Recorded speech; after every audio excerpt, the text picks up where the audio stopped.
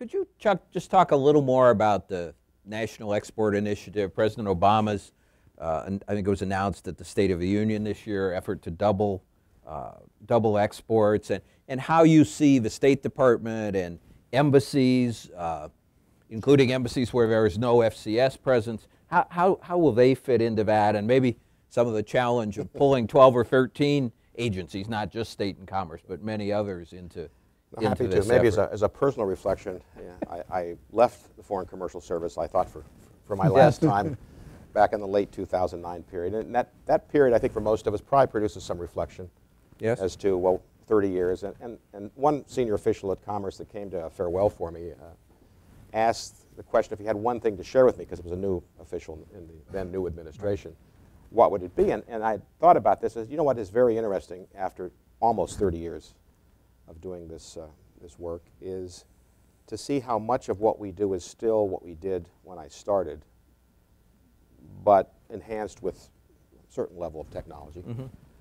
Yet how much the world has changed I've operated in while this has gone on, particularly the business world, the globalization pieces and the like. And so I was just left with the idea this is a very interesting time for us to be looking forward to realize it isn't the world of, I'm talking specifically export promotion, trade policy really isn't the world I've known, and yet we still are largely approaching it in some of those same programmatic ways. It's a way of setting the stage for then, you know, your first year away, you put on the State of the Union, and the President, for the first time in my lifetime that I remember, talked for 5 minutes about exports, and I should have retired earlier or something, but you had this National Export Initiative, which I think again is a very compelling broader vision, and you can speak more than I can to why this makes a lot of sense from a broader economic point of view and a global economic point of view, given the moment we're living with consumption down and spending, government spending, different reasons for that.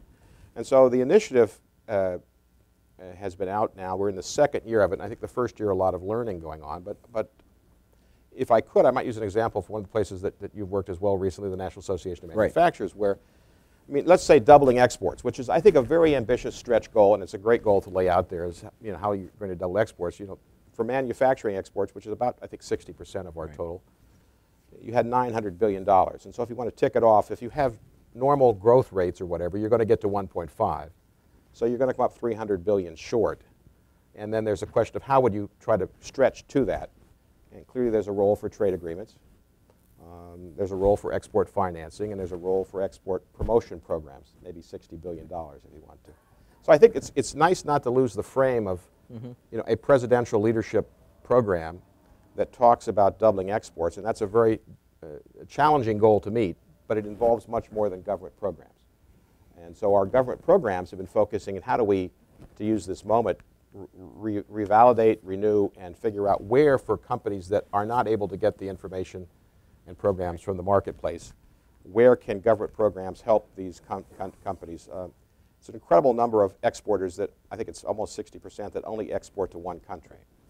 and how can you focus on that exporter, not maybe someone that's not exporting, and help them get to other countries, new to market, if we might use a... Or only one country in Europe. If they're exporting to Germany, can we get them to do France or France and the UK or something? So there's a very important role for government programs, and I think that's what's led to the idea of let's look at the 12 agencies, and we don't have a lot of resources. In fact, the resources are still the level they were in 9 and 10. So how do we, with the resources we have, understand where the priority markets are, what are the priority industries, and what are the priority clients? And so that's, since I've been back, the process we've been under is examining really clearly from a government program point of view, how could we have a bigger impact? And clearly there are many, well, 12 agencies that do some parts of this.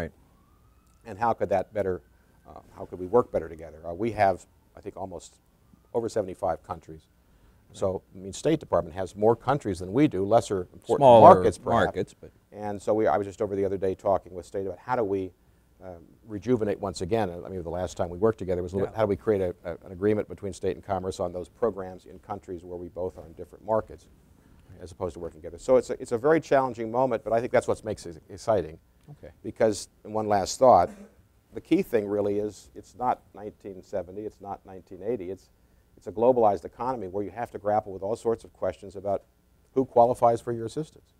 A lot of companies anymore are globally sourcing, and so how do you determine a U.S. national interest determination And that's going to be more and more based on where the jobs are than on ownership and the like. The same thing we went through in a way with the advocacy guidelines. So that whole discussion is very exciting. When you have, you know, a big American name company offering equipment that's been manufactured in Singapore, and a company like Siemens or BMW offering something that's made in the U.S. I mean, where does the U.S. advocacy role come down? And a lot of the emerging industries that we were particularly looking at with creative knowledge-based industries, frankly, are maybe going to, we hope, we just came out with a policy that if you're 51% U.S., we can support you, even though, you know, maybe it's branding and other things that comes from here, but your production and your sourcing might be significantly international, but it still has to meet some kind of jobs test back here. Yeah, it's a global economy.